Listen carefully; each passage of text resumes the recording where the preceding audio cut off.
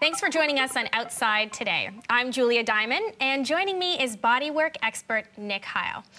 So, yoga seems to be at its all-time peak of popularity. Everyone seems to be a yogi these days, but there is some controversy surrounding it. There was a controversy that stirred up recently, and I wrote about it for Outside Online.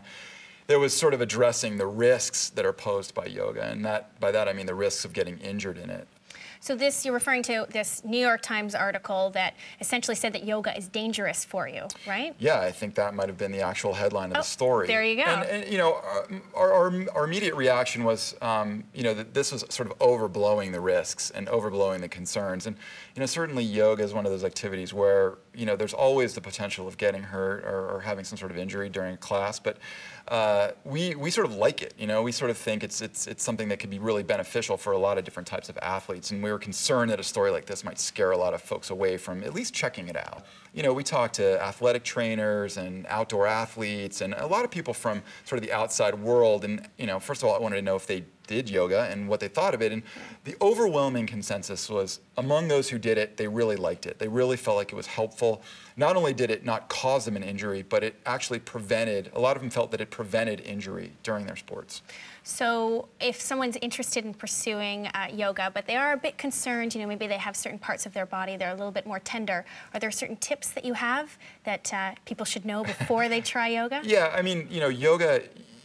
yoga's become very commercial now, and so the widespread popularity of it has diluted the quality of the instruction and the quality of the classes a little bit. So, sort of our first point is make sure you go to a class and you really assess the quality of the instructor. You want to look for somebody who's really sort of into teaching the students, not just showing off how good they are at the practice. Right. I always worry about also, if I'm not doing it properly, please come over and correct me. Yeah. Sometimes they seem either the class is too big or they're distracted. Yeah.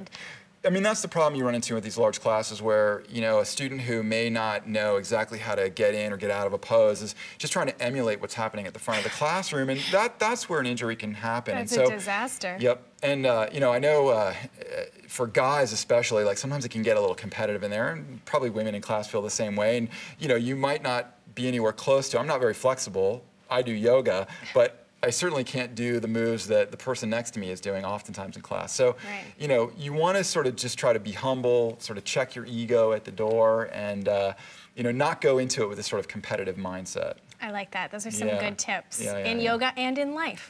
Yeah, I guess that's part of the practice, right? You sort of take those lessons and extend them to your real life. Nice. Okay, great. Thank you.